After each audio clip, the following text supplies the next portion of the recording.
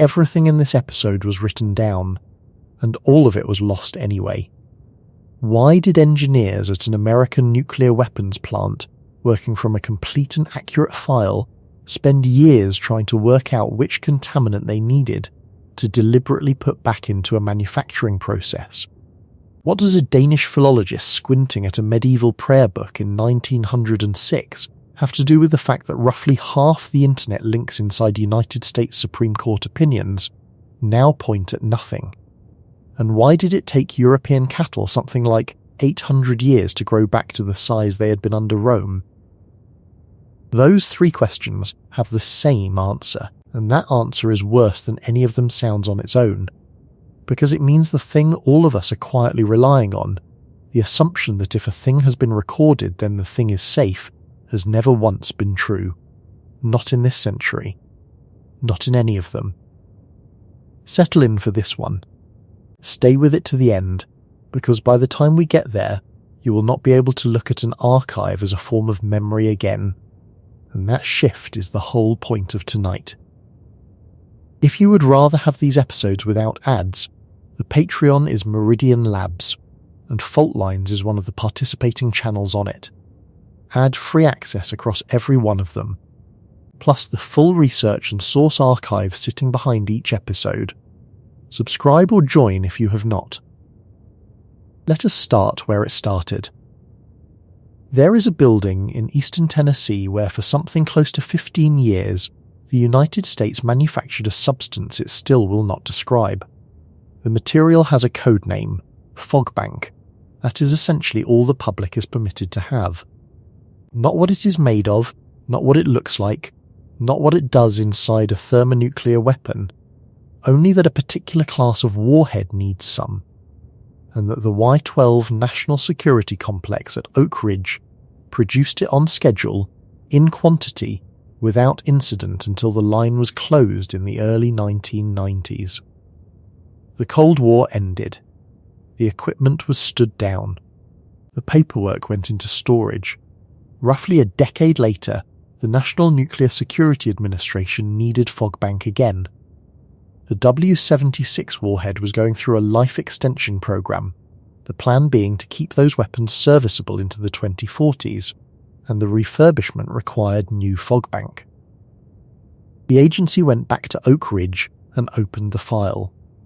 The file was there. The file did not work. That sentence is the entire subject of the next 2 hours, and I want you to sit with how strange it is before we go anywhere else. No fire appears anywhere in this story. Nothing burned. No archive was bombed. No server was wiped. No hostile power stole anything. The documentation existed. In a secure facility. In the most heavily audited industrial system any government has ever run, and the United States of America could not make Fogbank. The Government Accountability Office wrote it up in a report numbered 09-385, published in March of 2009, and the language in it is remarkably flat for what it is describing. The agency, it said, had lost knowledge of how to manufacture the material. Not lost the documents, lost the knowledge. Those are different things, and the difference is going to eat this entire episode. What actually happened was that the records had been kept the way records get kept when everyone assumes the people are permanent. Specifications, yes. Test results, yes. But not the 1,000 undocumented adjustments that the technicians on that line had made without ever writing them down. Because you do not write down the things you know in your hands. And by the time anyone came back, those technicians had retired, moved on, or died. The engineering staff who could have reconstructed the process from first principles had been dispersed across a shrinking weapons complex for a decade. What Y-12 had was a recipe written by people who assumed the cook would still be in the kitchen. Rebuilding the capability took years. The agency had to construct a new purification facility to make the material. And the reconstitution ran late and ran over. The Government Accountability Office put around $69 million against the effort to solve the Fogbank production problems alone, and around $23 million more on the facility itself, and the first qualified production parts did not come out of Y12 until August of 2008. During the delay, the entire W76 refurbishment schedule slipped, and here is the detail I keep coming back to. When the engineers finally succeeded, they discovered that the original process had contained an impurity, a contaminant introduced somewhere in the old supply chain that nobody in the 1980s had ever identified or intended. The modern process was cleaner, and the cleaner version did not work. They had to figure out what the dirt was and put it back in. Nobody had written that down because nobody had known it was there. The knowledge had never been in the documents at all. It lived in the accident, and the accident lived in a supply chain, and the supply chain was made of companies and people, and those had gone. I want to name the pattern in that story precisely, because it is the pattern underneath everything else we are going to look at. The Government Accountability Office drew the moral itself, in one line that I think is the most useful sentence any auditor has written this century. Assumptions of the form "we did it before so we can do it again," the report noted, are often wrong. We did it before so we can do it again. That is the assumption a civilization runs on. It is the assumption you are running on right now about your water supply, your power grid, your pharmaceuticals, your ability to build a bridge or fly a plane or refine a fuel. And it has a failure rate, and the failure rate is not zero, and almost nobody is measuring it, which brings me to the question this whole thing turns on, and I am going to leave it open for the next 2 hours because I do not think it has an answer that I trust. How does a civilization lose something it never stopped writing down? Not lose the writing, lose the thing itself, the doing, the capability that the writing was only ever supposed to be a record of, because the folk version of knowledge loss is a fire. That is the image everybody carries, and we will get to the specific fire everybody is thinking of, and I will show you that it almost certainly did not happen the way you have been told. But the fire version is comforting in a way that is worth noticing. Fires are events, with dates and arsonists attached. If knowledge disappears in a fire, then knowledge is safe, as long as there is no fire, and the modern world has smoke detectors and off-site backups, and redundant arrays of inexpensive disks, and therefore the modern world is fine. The Fogbank case has no fire in it anywhere. It is what happens when nothing dramatic occurs at all. When a line shuts down for perfectly sound budgetary reasons, and people retire on schedule, and a facility is consolidated in an ordinary reorganization, and nobody at any point does anything wrong, and at the end of that entirely undramatic process, a nuclear weapons state cannot make a thing it used to make in industrial quantities. That is the mechanism, and it is running everywhere, right now, at a rate that I have found genuinely difficult to sit with since I started reading the literature on it. Let me give you the first measurement, and then I will spend the rest of this episode showing you how deep the hole goes. In May of 2024, the Pew Research Center published a study on what it called digital decay. The methodology is worth stating precisely because the number is the sort of number people repeat without checking. Pew took just under 1 million web pages sampled from Common Crawl, one snapshot per year, running from 2013 to 2023, and simply asked whether the page was still there. They separately took 500,000 government pages carrying just over 4 million links, and a sample of news pages and a sample of Wikipedia articles. 25% of all the pages that had existed at any point across that decade were gone by October of 2023. Not moved, not redirected, simply returning nothing. Of the pages that existed in 2013, 38% were gone. And of the pages that existed in 2023, the year of the study itself, 8% were already gone. Sit with the second half of that. 8% of the current year's web had already evaporated inside the current year. The government figure runs against intuition, because the assumption is always that official sources are the durable ones. 21% of government web pages in the Pew sample contained at least one broken link. For news pages, it was 23%. And for Wikipedia, which is the closest thing our species currently has to a shared reference layer, the single load-bearing summary of what we collectively believe to be true, 54% of pages contained at least one reference link that no longer resolved. More than half.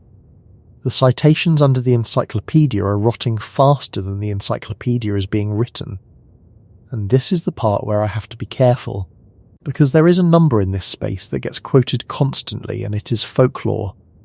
You will hear, in article after article, that the average web page lives 44 days, or 100 days, or some similar figure. That number traces back through a chain of citations to early estimates that were never methodologically sound, and it has been repeated so often that it now functions as a fact. It is not one. I am flagging it, because if I am going to spend 2 hours telling you that our knowledge infrastructure is decaying, I am not going to do it with a decayed citation. The Pew figures are real, and they are measured. The 44 days is a ghost that has been haunting this literature for 20 years, which, if you want an irony, is a claim about information decay that has itself survived by being copied without verification. Therefore, the honest version is more unsettling than the folklore, not less. Because 38% of a decade does not read as a dramatic collapse. It reads as an attrition rate. It is the sound of a system that nobody is attacking, quietly failing to be maintained. And that is only the open web. When you look at the part of the record that is supposed to be permanent by design, the scholarly literature, the numbers do not improve. In December of 2014, a team led by Martin Klein at Los Alamos National Laboratory, working with Herbert van der Sompel and colleagues at the University of Edinburgh, published a paper in the journal PLOS One with a title that says the finding out loud: Scholarly Context Not Found. 1 in 5 articles suffers from reference rot.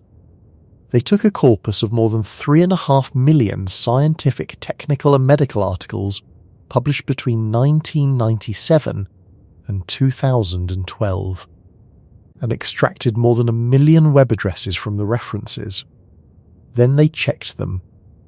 1 in 5 of those articles suffered from what the team named reference rot. And reference rot is 2 failures stacked together, which is the part that most summaries drop. The first failure is link rot, where the address simply dies. The second failure, and this is the more insidious one, is content drift, where the address still works and the page still loads, and the thing you are looking at is no longer the thing that was cited. Van der Sompel's own summary of the scale is the line that stopped me. For more than 70% of papers that link to web pages, he said, revisiting the originally referenced content proved impossible. 7 in 10. Not of all papers. Of every paper that reached out to the web at all. The follow-up study is worse. In 2016, the same group published a paper called Scholarly Context Adrift, and the finding there was that as much as 3/4 of reference content had changed to some degree within 3 years of the citing article being published. The link works. The page loads. The evidence has quietly become a different piece of evidence. Think about what that does to the epistemics of an entire field. A scientific paper is a claim plus a chain of custody. The chain is the citations. It is what makes the claim checkable by a stranger in 30 years, which is the only thing that separates science from assertion. and the chain is corroding at a rate of roughly 1 in 5 articles, with content drift running at 3/4 of surviving links inside 3 years, and nobody is being punished for it because there is no mechanism by which anybody could be. Now let me take that from science into law, where the consequences are not abstract at all. In 2014, Jonathan Zittrain, Kendra Albert and Lawrence Lessig published a piece in the Harvard Law Review Forum on link rot in legal citation. They pulled every opinion of the United States Supreme Court from the court listener database as of June of 2013, extracted every hyperlink by regular expression, cleaned the set by hand, and ended up with 555 links. The first one appeared in 1996 in a case about cable television and the Federal Communications Commission. Just under half of those links returned a normal response code, and when research assistants went through the ones that did load and compared them against what the footnotes actually claimed, the result was that roughly half of all the links in United States Supreme Court opinions no longer led to the material the court was pointing at. Half in the opinions of the highest court in the country. Documents that are, by design, the load-bearing precedent for a legal system governing 330 million people. The law review numbers were worse than the courts. In the Harvard Law Review itself, across the period they examined, only around 27% of links still contained the cited material. For the Harvard Journal of Law and Technology, it was 34%. For the Harvard Human Rights Journal, 30%. I want to be precise about what that means, because it is easy to hear as a technical inconvenience. When a Supreme Court justice cites a source, that source is part of the reasoning. It is why the holding is what it is. In a legal system built on precedent, a citation is load-bearing in the structural sense of the phrase, and in a majority of cases, the structure now points at nothing. That study is why PERMA.cc exists. The Harvard Library Innovation Lab built it in response, and it works, and hundreds of journals and courts now use it, which is a genuine repair, and I will come back at the end to the fact that every repair in this story has the same shape and the same vulnerability. But before I do that, I need to show you the layer underneath the links. Because a broken link is at least visible. You click it, you get an error, you know something is missing. The absence announces itself. The next thing I am going to describe does not. In 2024, Martin Paul Eve, a researcher who also works as a developer at Crossref, published a study in the Journal of Librarianship and Scholarly Communication with a title that is about as blunt as academic titles get. Digital scholarly journals are poorly preserved. He took 7,438,037 digital object identifiers, the permanent codes that are supposed to guarantee an article can always be found, and checked how many of the articles behind them were held in any recognised preservation archive. Around 28% were in none of them. That is more than 2 million articles. Not 2 million articles that are hard to find. 2 million articles for which, if the publisher's servers go dark tomorrow, there is no institutional copy anywhere. The identifier will still resolve, technically, in the sense that the code is still registered. It will resolve to nothing. Fewer than 1% of Crossref members preserve more than 3/4 of their content across multiple archives. Roughly a third of the journals in the system have no adequate preservation arrangement at all. And that is the abstract version. The concrete version came 3 years earlier in a paper by Mikol Larkso, Lisa Mathias and Najko Jan in the Journal of the Association for Information Science and Technology, and the title is Open is Not Forever. They went looking for open access journals that had simply ceased to exist and found 174 of them, gone from the web between 2000 and 2019. Whole journals, every article in them, peer-reviewed, published, cited, and then the hosting lapsed and the domain expired and the editorial board dispersed and there was nobody whose job it was to notice. This is the invisible scandal in its purest form, and it is invisible for a specific structural reason. There is no constituency for maintenance. There are careers in discovery. There are careers in publication. There is prestige, funding, and institutional reward attached to producing new knowledge. And there is almost none attached to the unglamorous work of ensuring that last decade's knowledge is still retrievable. A researcher who preserves 100,000 articles gets a line on a curriculum vitae.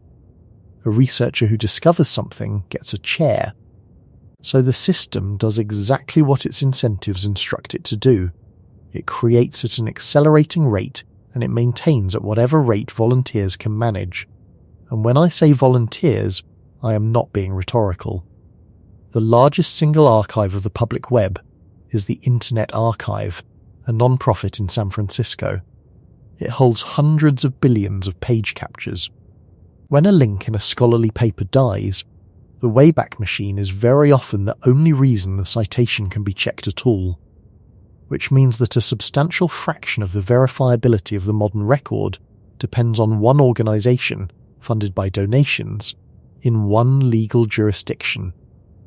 In March of 2023, a federal judge in the Southern District of New York ruled against the Internet Archive in a copyright suit brought by 4 major publishers led by Hachette Book Group. The Second Circuit affirmed in September of 2024. The archive declined to take it further, and the case became final, leaving a permanent injunction and a confidential payment to the Publishers Trade Association. I am deliberately not going to tell you what to think about the copyright question, because there are serious arguments on both sides, and authors do in fact need to be paid. What I want you to notice is structural, and it holds regardless of who you think was right. The organisation that is functionally the memory of the public internet is a single non-profit that can be sued, and whose survival is contingent on donations and on the outcome of litigation it did not choose to be the test case for. That is a single point of failure with an unusually good reputation, and reputation is not redundancy. Now, everything I have described so far is about addresses and access.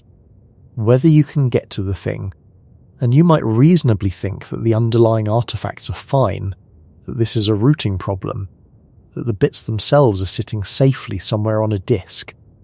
Here is where it gets worse.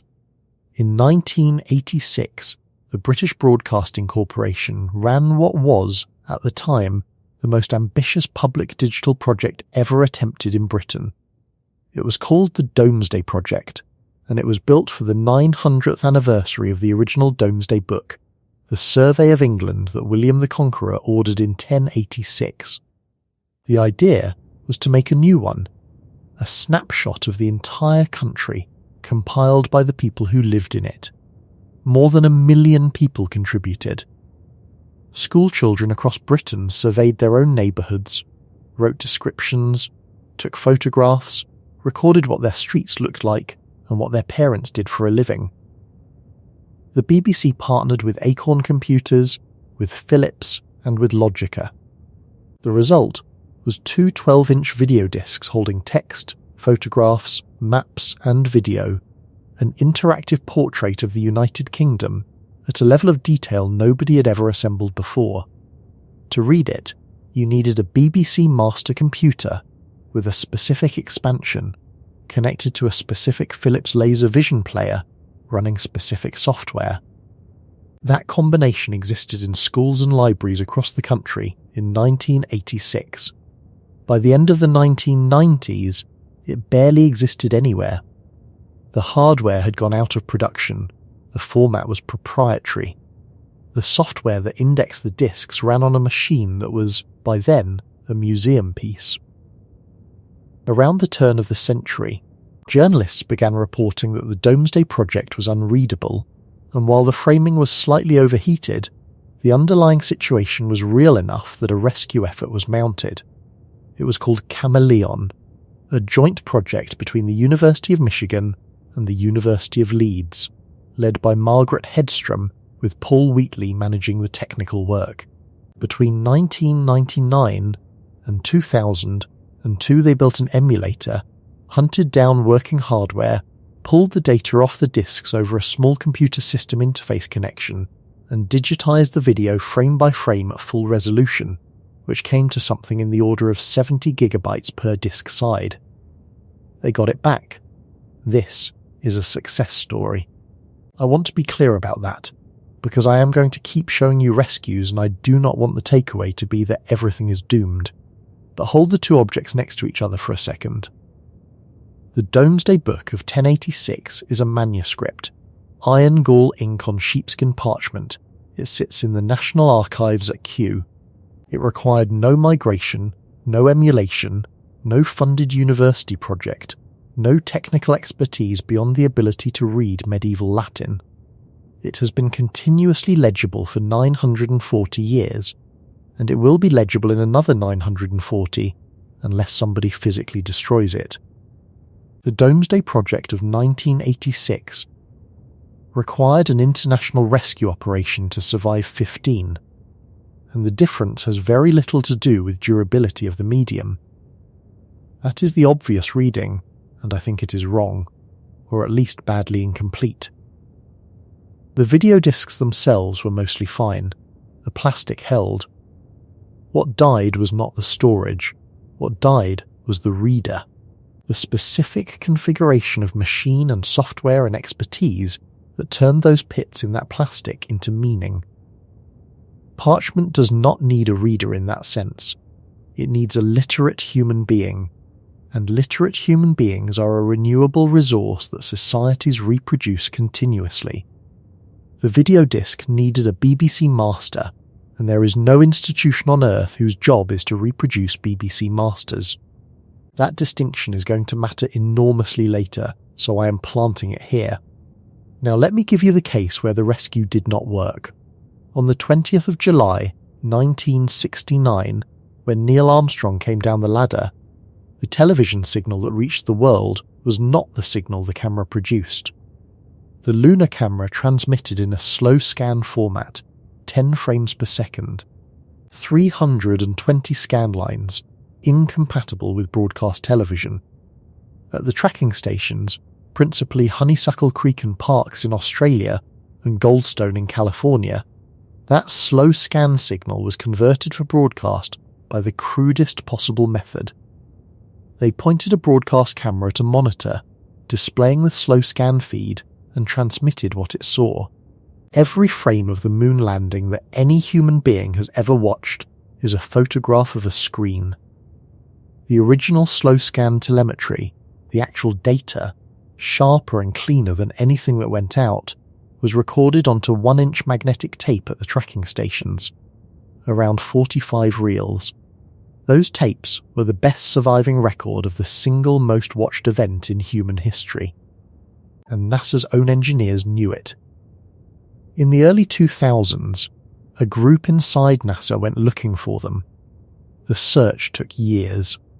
It was led in large part by Richard Nafska, a Goddard Space Flight Center engineer who had been on console during the original broadcast, which is its own kind of detail, a man in his 60s hunting for the tapes he had helped record as a young man. In July of 2009, NASA announced the result. The tapes had been erased, not lost and not misplaced, degaussed and put back into circulation. In the late 1970s and early 80s there was a worldwide shortage of magnetic tape.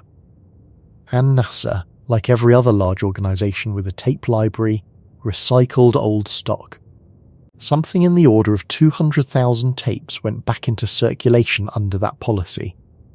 The Apollo 11 slow scan reels went with them, in an entirely routine inventory decision, made by people following correct procedure, who had no way of knowing that the thing in their hands was irreplaceable, because in the world they were standing in it was simply old tape. Nobody did anything wrong. That is the third time I have said that in this episode, and we are not close to finished. What survives is the photograph of the screen. NASA had the surviving broadcast footage restored in 2009 by a commercial firm, and the restoration is good, but it is a restoration of the copy. The original is gone permanently and there is no technical avenue by which it comes back. And then, in almost exactly the same era, the opposite happened, and the way it happened tells you something about how thin the margin is.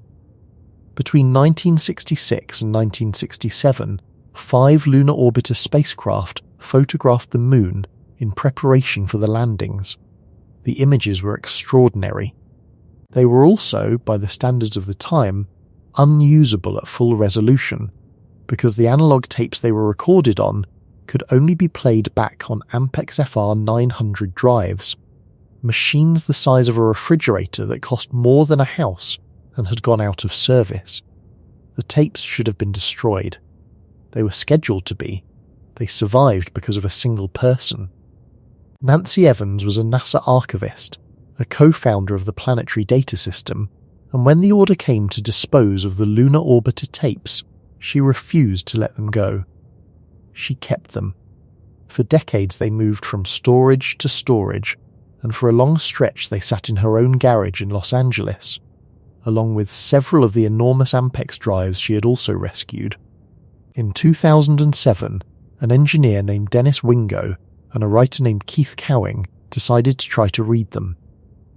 NASA's Jet Propulsion Laboratory had previously estimated that digitizing the archive could not be done for less than $6 million, if at all.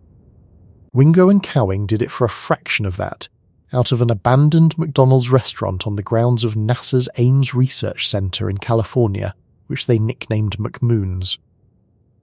The building had been derelict. They ran the project on crowd-funded money, salvaged parts bought on eBay, and the volunteer labour of retired engineers who had worked on the original systems and were the only people alive who knew how to keep an Ampex FR 900 running. They recovered around 2,000 images from roughly 1,500 tapes. The first one they pulled off, in November of 2008, was the first photograph ever taken of the Earth from the vicinity of the Moon, and the version they recovered was dramatically better than the version the world had seen for 40 years, because the world had only ever seen a degraded print of it. Primary capture finished in February of 2014, so the Lunar Orbiter archive exists today because one archivist disobeyed a disposal order and kept government property in her garage, and because 2 men and a group of pensioners occupied a disused fast food outlet. I am not telling you that as a heartwarming anecdote. I am telling you because I want you to notice what the recovery actually depended on, not the tapes. The tapes were only ever half of it. The recovery depended on the existence of human beings who still knew how to operate a specific obsolete machine, and that knowledge had a biological expiry date, and the project made it inside the window by a margin of maybe 15 years. The Apollo 11 tapes are gone because the object was destroyed. The Lunar Orbiter tapes were nearly gone for a completely different reason, and it is the reason that keeps recurring. The object survived. The reader almost did not. Therefore, the obvious conclusion is that this is a media problem, that we chose fragile formats, and if we simply choose better ones, migrate diligently, and keep checksums, the problem is solved by engineering. That conclusion is wrong, and I can show you why with the least glamorous subject in this entire episode. In April of 2020, the governor of New Jersey stood at a pandemic press briefing and made a public appeal for volunteers who could program in a computer language called COBOL. The state's unemployment system was collapsing under a caseload that had gone from a few thousand claims a week to over 200,000, and the system that processed those claims had been written decades earlier, and the people who understood it were largely gone. COBOL stands for Common Business Oriented Language. It was designed in 1959 by a committee that included Grace Hopper, and it was built for exactly the thing it is still doing, which is moving enormous volumes of financial records around without making arithmetic errors. As a language, it is perfectly sound, and very good at the job it was built for. The United States Social Security Administration runs on something over 60 million lines of it. Now, I have to flag something here, because the COBOL discourse is full of numbers that get quoted with tremendous confidence and have a single origin. You will hear that there are 220 billion lines of COBOL in production, that it underpins 43% of banking systems, that it handles 95% of card transactions at automated teller machines. Those figures trace back essentially to one news report from 2017. They may well be roughly right. They are not independently established, and I am not going to build an argument on them, because building an argument on an unverified number is precisely the disease this episode is about. What is established is the New Jersey episode and the federal reports, and the demographic reality that the population of people fluent in COBOL skews heavily toward those in their 50s, 60s and beyond, because universities dropped it from curricula decades ago.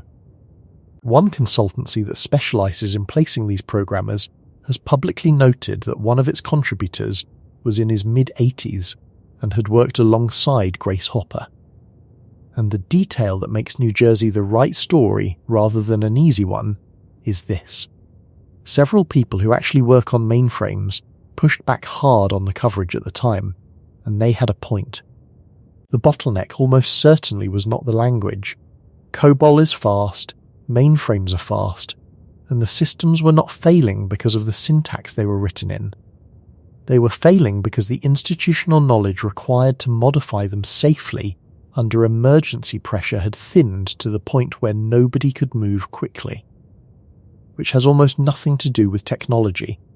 Fogbank again, running in a state government in the middle of a pandemic with millions of people waiting on checks. The code was there, legible, and it compiled without complaint.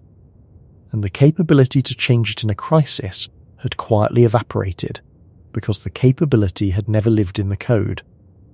Now let me take that same shape and scale it up to the entire internet. In April of 2014, a Google engineer named Neil Mehta found a vulnerability in OpenSSL, the open source library that implements the encryption behind the little padlock in your browser. The flaw let an attacker read chunks of a server's memory, including private keys and passwords, without leaving a trace. It was named Heartbleed. At the time, something in the region of 2/3 of the web servers on Earth depended on OpenSSL. When people went looking for who maintained this piece of load-bearing global infrastructure, the answer was startling.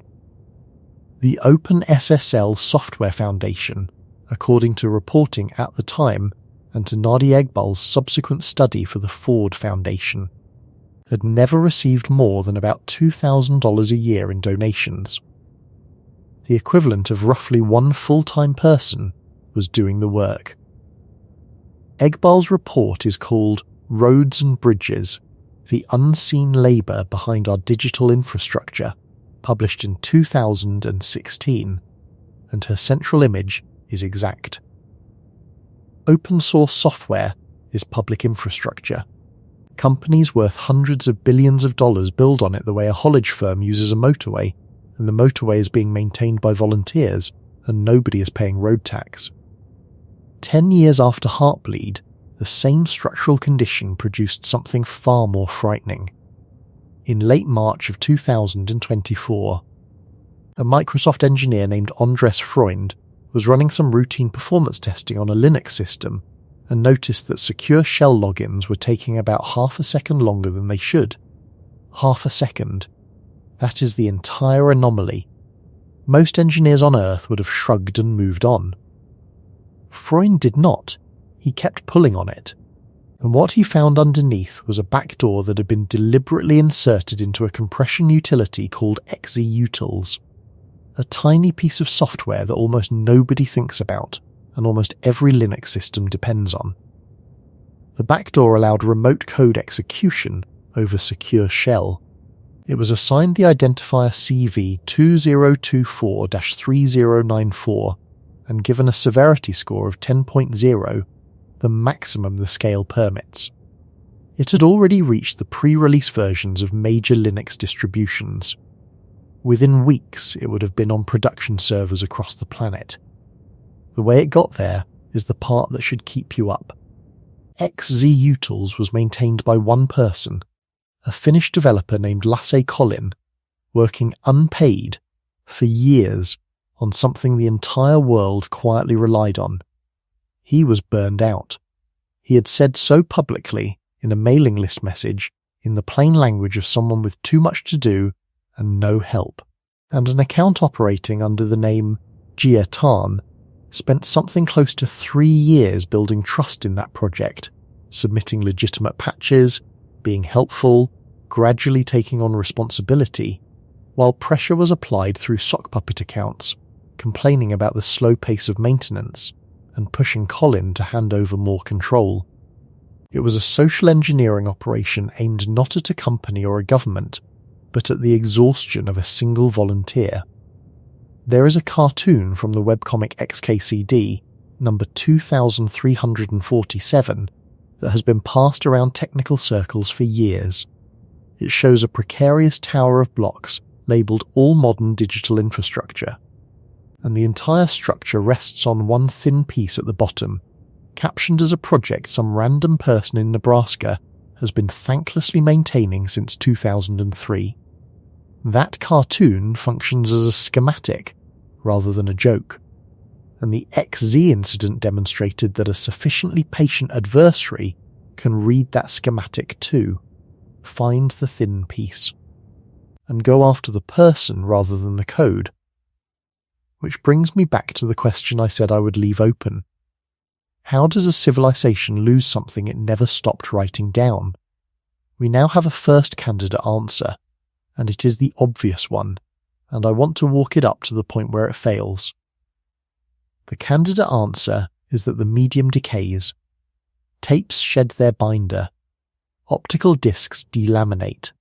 Discs develop latent sector errors and silent corruption at rates large enough that engineers at CERN and at the major technology companies have had to build entire checksumming architectures to catch data that has quietly changed on disk without anybody touching it.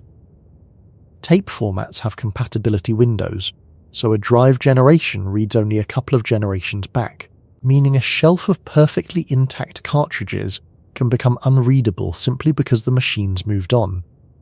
All of that is true. All of it is a real engineering problem. And it is, in the end, a solvable one. You migrate. You keep multiple copies in multiple formats in multiple places. You checksum and you repair. The library and archives community has been doing exactly this competently for 30 years. The reason the medium answer fails is that it does not explain Fogbank. There was no medium failure at Y12. The documents were pristine. It does not explain New Jersey. The COBOL was fine. It does not explain the Domesday comparison, because the Parchment and the video disc were both physically intact, and only one of them was readable. The medium is a failure mode. It is not the failure mode, and every time we treat it as the primary threat, we build the wrong defences, because we build vaults instead of institutions.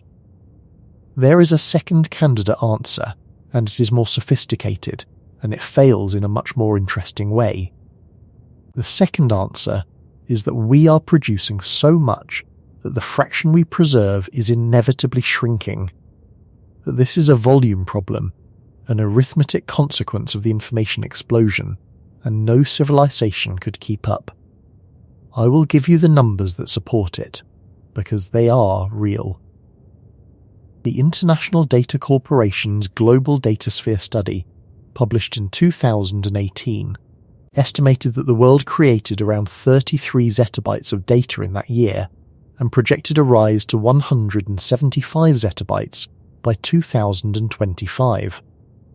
realised figures have come in around 64 zettabytes in 2020 and something near 120 by 2023. Against that, the same study estimated that the total storage capacity shipped across all media over that entire period would come to roughly 22 zettabytes. A zettabyte is a trillion gigabytes. If you want that in human terms, the entire text of every book ever published, by the more generous estimates, is somewhere in the region of 100 terabytes. 1 zettabyte is about 10 million times that, and we are producing over 100 of them a year. So yes, the overwhelming majority of what we generate is never stored at all, and most of it should not be, because most of it is sensor telemetry and duplicated video streams and machine chatter that has no meaning outside the moment it was produced. But here is why the volume answer fails, and it fails on the same rock as the first one. Volume does not explain why a nuclear weapons state lost a manufacturing process. It does not explain why the Supreme Court's citations point at nothing. Those failures are not caused by there being too much. They are caused by there being nobody whose job it was, and no institution that persisted long enough to carry a specific capability across a generational boundary. We are not drowning. We are, in the specific and technical sense, forgetting how. And to show you what that means, I have to take you into the part of this that I found hardest to write, because it concerns knowledge that was never actually there in the first place. In August of 2015, the journal Science published a paper with around 270 authors, coordinated through the Center for Open Science by a psychologist named Brian Nosek. It was called Estimating the Reproducibility of Psychological Science, and what those authors had done was take 100 studies published in 3 of the field's most respected journals and simply run them again. 97% of the original studies had reported a statistically significant result. That is what got them published in the first place. Of the replications, 36% did. The effect sizes that survived were on average about half the size of the originals. Under a third of the replication effects landed anywhere near the original estimate, in a way the authors were prepared to call a match. I want to give the counter-argument its full weight immediately, because this finding has been misused in every direction since it landed. In 2016, Daniel Gilbert, Gary King, Stephen Pettigrew and Timothy Wilson published a comment in Science arguing that statistical artifacts in the project's design had inflated the apparent failure rate, and that the true reproducibility of the field was substantially higher than the headline suggested. Nosek and colleagues replied, "The exchange is genuinely unresolved, and anybody who tells you the 36% figure is the settled truth about psychology is overselling it. But the psychology numbers are not the ones that stopped me. The ones that stopped me came out of cancer biology, and the reason they are worse has nothing to do with the replication rate. What does it is what the project discovered before it could even attempt a replication. The reproducibility project in cancer biology ran for 8 years, jointly through the Center for Open Science and a company called Science Exchange, and reported in the journal eLife in 2021 under the lead authorship of Timothy Errington. The original plan was to repeat 193 experiments drawn from 53 high-impact papers. They completed 50 experiments from 23 papers. The rest were abandoned, not because they failed, because they could not be started. The published methods did not contain enough information to repeat the experiment, and when the team wrote to the original authors asking for protocols, reagents, cell lines or raw data, a large proportion did not respond, or responded unhelpfully. Here is the number that I think is the single most damning figure in modern science, and it is not the replication rate at all. Of those 193 experiments, the data required simply to compute an effect size and determine how large a replication would need to be was publicly accessible for 4 of them. 4 out of 193. And not one of the 193 had a protocol described completely enough to follow without asking the authors questions. Think about what a scientific paper is supposed to be. It is a set of instructions. The entire epistemological claim of the enterprise is that a stranger in another country with no relationship to you can follow the instructions and get your result, and that is why anyone should believe you rather than simply trusting your character. That is the whole deal. That is what separates a journal from a pulpit, and when a well-funded team spent 8 years trying to actually do that in one of the highest stakes fields in medicine, the instructions were, in the overwhelming majority of cases, insufficient to act on. The papers are not lost. They are all right there, indexed, archived, cited, doing enormous professional work in the careers of the people who wrote them. The file is complete. The file does not work. That is Fogbank again, and this time we are not talking about one classified material at one plant. We are talking about the ordinary working condition of the published literature. You have probably heard the industry figures that get cited alongside this. Scientists at Amgen reported in Nature in 2012, in a piece by Glenn Begley and Lee Ellis, that they had been able to reproduce only 6 out of 53 landmark preclinical cancer studies. Researchers at Bayer, writing in Nature Review's Drug Discovery the year before, put their own figure at around a quarter. I use those numbers carefully, and you should too, because there is a real problem with them. Neither company named the studies. Both cited confidentiality, which means the 2 most quoted statistics about the reliability of preclinical biomedicine are, themselves, unverifiable claims that cannot be independently checked by anybody. I find that almost funny. Almost now, the person whose name is attached to this whole area is John Ioannidis, and his 2005 paper in PLOS Medicine has one of the most quoted titles in the history of science, Why Most Published Research Findings Are False. And it is quoted overwhelmingly by people who have not read it, in support of an argument he did not make. Ioannidis was not accusing scientists of lying. The paper is a piece of probability. It asks what the chance is that a published finding is true given the realistic conditions of a field, and it identifies the variables. How likely the hypothesis was before you tested it, how much statistical power the study had, how much flexibility the researchers had in choosing designs and outcomes, how many teams are racing to test the same thing, how much financial interest is riding on the answer. Feed realistic values into that, and the probability that a positive finding is true drops below a half in a wide range of ordinary research contexts. Not because of fraud, because of structure. His own summary of the conditions is worth hearing in his words. A research finding is less likely to be true, he wrote, when the studies conducted in a field are smaller, when effect sizes are smaller, when there is a greater number and lesser preselection of tested relationships, where there is greater flexibility in designs, definitions, outcomes and analytical modes, when there is greater financial and other interest and prejudice, and when more teams are involved in a scientific field in chase of statistical significance. Read that list again and notice that every single item on it describes a field that is working hard, publishing fast, and being generously funded.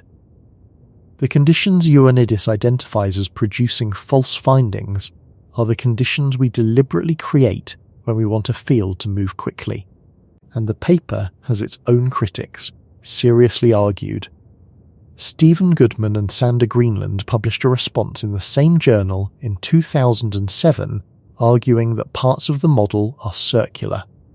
That argument has not gone away either. But you do not need to settle any of it to see the shape of the problem, because there is a much simpler measurement available. In 2023, according to a Nature News analysis by Richard van Noorden, more than 10,000 research papers were retracted. That is a single-year record by a wide margin. The retraction rate has more than trebled over the preceding decade, which is faster than the growth in papers published, so it is not simply a volume effect.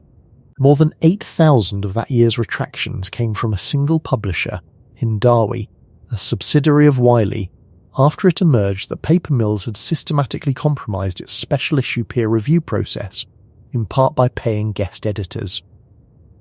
Wiley eventually retired the Hindawi imprint altogether and disclosed substantial revenue losses in the process. Paper mills are the part of this I would like more people to be angry about. These are commercial operations that manufacture scientific papers to order, complete with fabricated data, plausible figures and manipulated images, and sell authorship slots to researchers who need publications for promotion. They are an industry.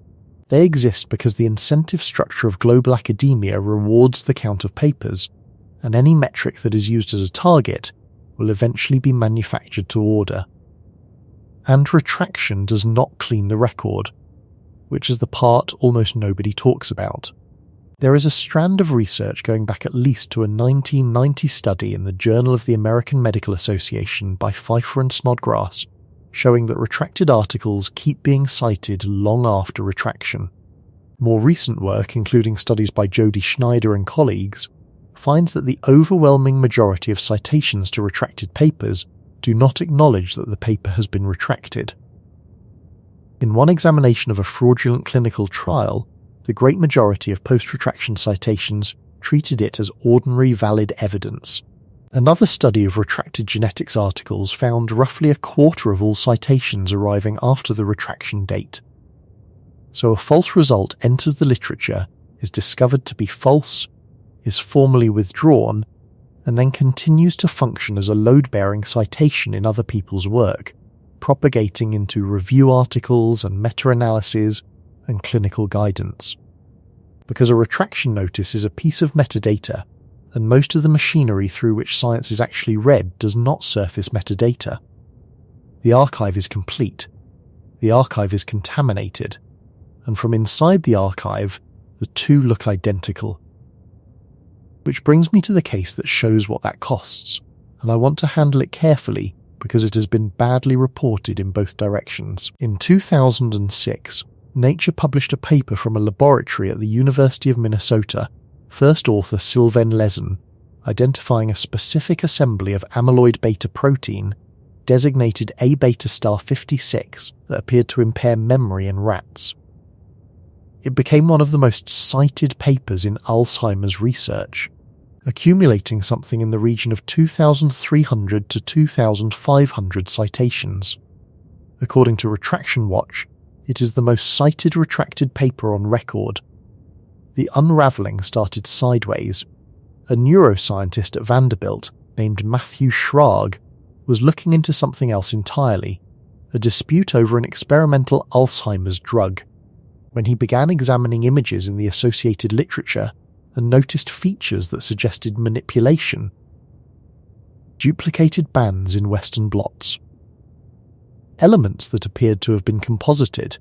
He documented what he found and raised it. In 2022, a science investigation by the journalist Charles Piller took the concerns to independent image analysts who corroborated them. Nature retracted the paper in July of 2024. Every author signed the retraction except Lezen.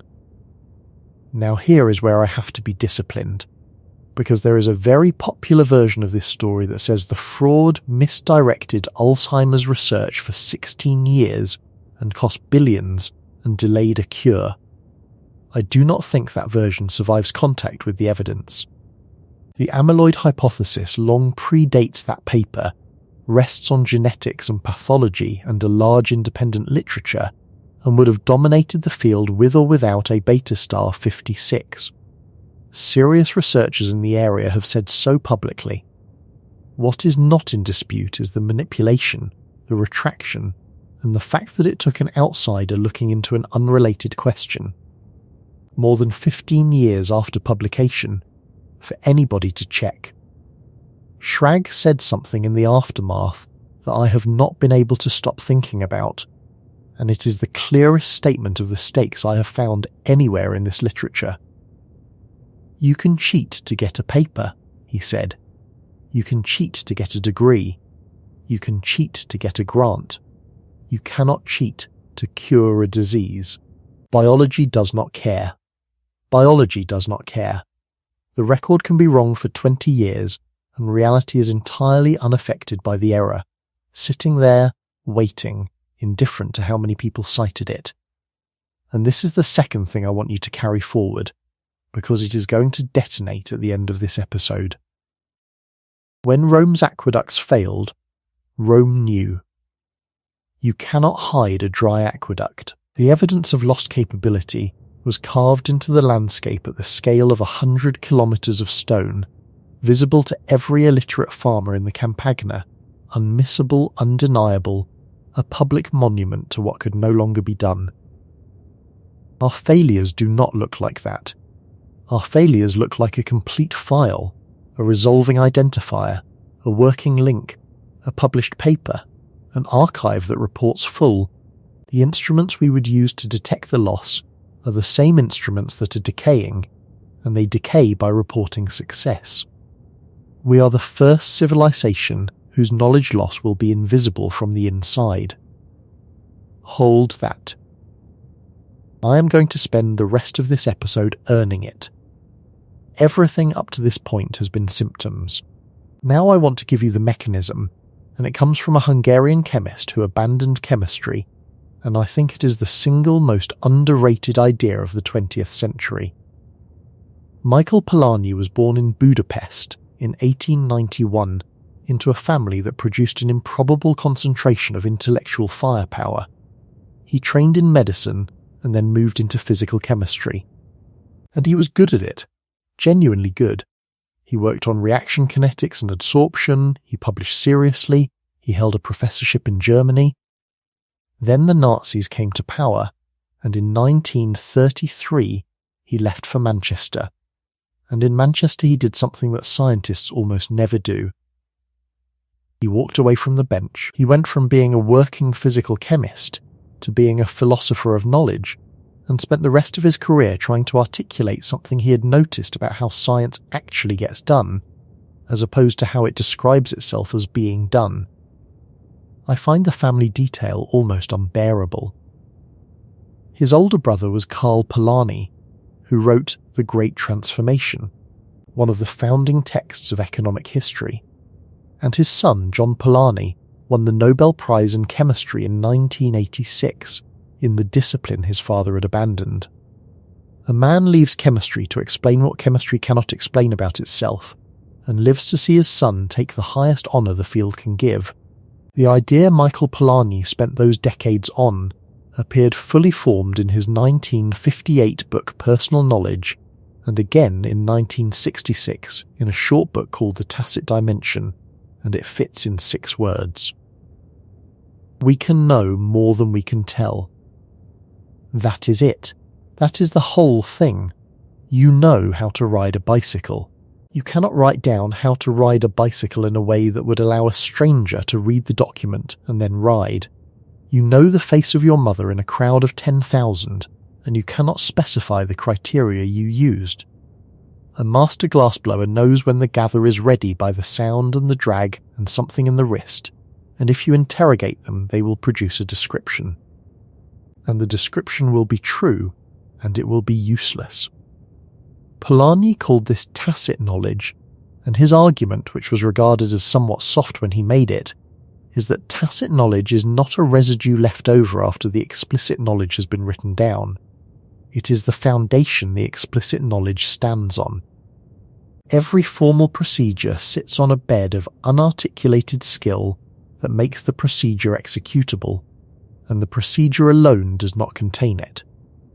If that is right, then every document in every archive on Earth is a partial record. Not incomplete because someone was lazy, incomplete in principle, and the missing part lives in people. which was a philosophical claim until a sociologist decided to test it.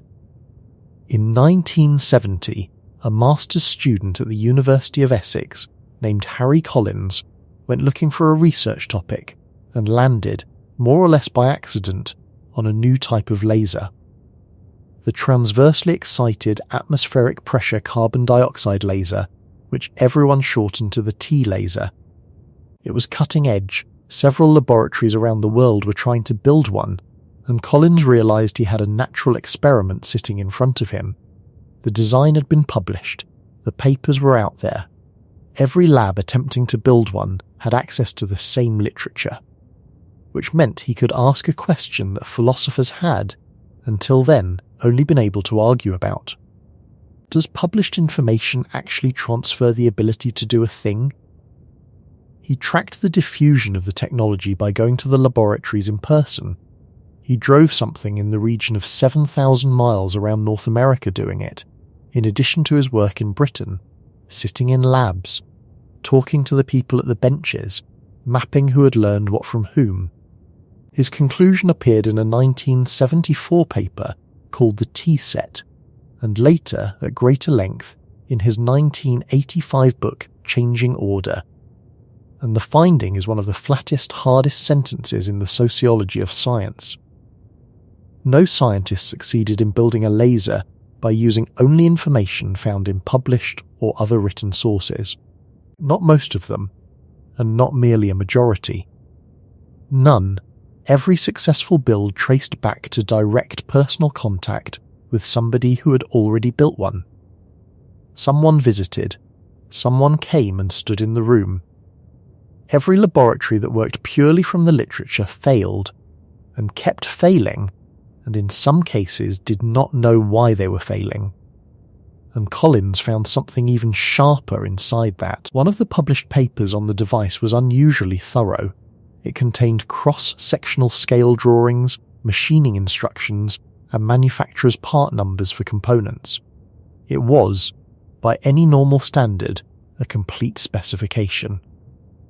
The team working from it still had to telephone the authors, because the tolerances they needed were not the tolerances on the drawing. And the only way to discover that was to ask a human being who had already made the mistake. Collins went on to spend decades on this, including a long study of the gravitational wave detection community, and developed a related idea he called the experimenter's regress, which is the trap that to know whether your apparatus works you need to know the right answer. And to know the right answer you need an apparatus that works. It sounds like a logic puzzle. In practice, it is the daily condition of anyone doing difficult measurement, and it is resolved not by procedure, but by the accumulated judgment of a community of practitioners. 27 years after Collins published the T-Set, the National Nuclear Security Administration opened a file at Oak Ridge and discovered that a specification is not a capability. Nobody at Y12 had read Harry Collins. They did not need to. They rediscovered his finding at a cost of tens of millions of dollars and a slipped nuclear refurbishment schedule. And that is the mechanism. That is the answer to the question I have been holding open, or at least the best candidate we have reached so far. Civilizations do not lose the books first, execute what the books describe, and the books stay on the shelf looking exactly as authoritative as they did the day before, because a book cannot tell you that the last person who could act on it has died. Now let me use that to demolish something you have almost certainly been told. You have very likely heard that NASA lost the blueprints for the Saturn V rocket. It circulates constantly. It is used as a punchline about bureaucratic incompetence, and as evidence in various conspiratorial arguments, and as a lament about lost greatness. It is not true. The blueprints exist. They are on microfilm at the Marshall Space Flight Center in Huntsville, Alabama. Paper copies were held at Rocketdyne, which built the engines. The Federal Archives facility at East Point, Georgia, holds something in the order of 2,900 cubic feet of Saturn documentation, which is roughly 82 cubic meters of paper. 3 complete Saturn V vehicles are sitting in public view in the United States right now, and you can go and look at them this weekend. The origin of the myth appears to be a line in a 1996 book by the planetary scientist John Lewis, amplified afterwards by others, and it has outlived every correction ever issued against it. But the reason it feels true, the reason it has such staying power, is that the thing underneath it is real, and it is worse than lost blueprints. In 2013, a group of young engineers at Marshall did something remarkable. They took an F1 engine, serial number F6049, an engine built for an Apollo mission that never flew, and they took it apart, not for display, to learn how it worked. They extracted the gas generator, the component that drives the turbopump, rebuilt it with modern instrumentation and some parts produced by selective laser melting, and on the 10th of January 2013, they ran a hot fire test on it. These were engineers with access to every drawing, and they still had to dismantle a physical engine and set it on fire to understand it, because the F1 was substantially hand-built by a specific workforce, using a supplier base of specialised firms, and much of what made it work had never been written down anywhere. Welders who knew how a particular joint should look, machinists who knew which dimension on the drawing was the one that actually mattered. Companies that no longer exist. You could rebuild a Saturn V today. It would take years, and an enormous amount of money, and most of that money would not go on materials. It would go on relearning. So the popular story has it exactly backwards. The tragedy is not that America was careless enough to lose the paperwork. The tragedy is that America kept the paperwork immaculately, and it turned out not to be the thing that mattered. And if you want to know what that costs when it happens to an industry rather than a single engine, look at what has happened to nuclear power in the West. After the accident at 3 Mile Island in 1979, new reactor construction in the United States effectively stopped for around 3 decades. Not instantly, and there were other causes, economic and regulatory. But the effect was that an entire generation of engineers, welders, project managers, quality inspectors and construction supervisors who knew how to build a nuclear plant aged out without training successors, because there was nothing to train them on. Then, the country tried again. 2 units at the Vogtle plant in Georgia using Westinghouse's app 1000 design. The first newly constructed American reactors in around 30 years. The original cost estimate was in the region of $14 billion. The final figure has been reported at around $36.8 billion. Unit 3 entered commercial operation in July of 2023 and Unit 4 in April of 2024. Roughly 7 years past the guaranteed completion dates. Westinghouse went bankrupt partway through, in part because of it. It is now routinely described as the most expensive power plant ever built by anyone anywhere. Britain is running the same experiment with the same result. Hinkley Point C was priced at around £18 billion when it was approved in 2016. By 2024, the figure being discussed was as high as $46 billion in 2015 prices, with operation pushed toward the end of this decade at the earliest. Now, you can attribute all of that to regulation, and plenty of people do, and regulation is genuinely part of it. But there is a body of work that makes a harder argument, and it is the argument I find difficult to dismiss. In 2020, a team led by Philip Eash Gates with Jessica Tronczyk at the Massachusetts Institute of Technology published a paper in the journal Joule analysing the sources of cost overrun in nuclear construction across 107 American plants. Their headline finding inverts everything industrial economics assumes. Nth-of-a-kind plants, they found, have been more expensive, not less, than first-of-a-kind plants. That is not supposed to happen. The entire theory of industrial learning says that the 10th unit is cheaper than the first, because you learn by doing. What the data shows for American nuclear is the reverse. Negative learning by doing. The industry got worse at building reactors the more reactors it built. The single largest contributor turned out not to be hardware at all, but what the study calls indirect costs, on-site labour supervision, engineering and rework, which accounted for more than half the cost escalation across the peak period. And the structural reason is that the American fleet was assembled from dozens of distinct designs across several competing vendors, so that every plant was effectively a first-of-a-kind build, and the crews that finished one were dispersed before they could carry anything forward. Arnulf Grubler found the same shape in France a decade earlier, and France is the case that should really unsettle you, because France did everything right by the theory: standardized design, centralized program, national commitment. And the costs still escalated. The knowledge did not compound. It leaked away between projects faster than it accumulated within them. And I want to draw the line under this section as sharply as I can, because this is the hinge of the whole episode. Every one of these cases is a case where the documents survived perfectly and the capability did not.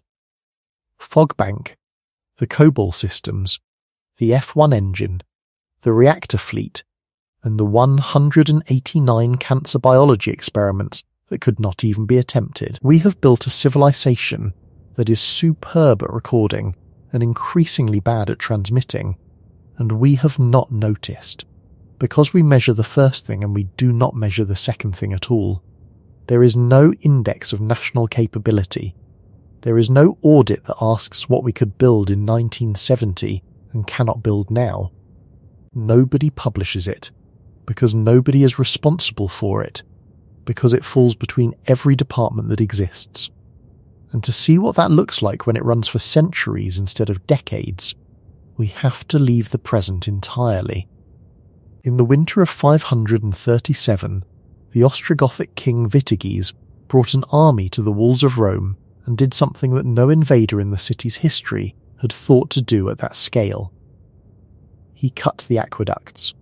There were 11 of them, more or less, running down out of the hills, some of them over 400 years old, delivering water to a city on a scale that would not be matched anywhere on Earth for something like a millennium and a half. The historian Procopius, who was actually present in Italy during the Gothic War as secretary to the Byzantine general Belisarius, describes the siege in detail. Vitiges severed the channels. The water stopped.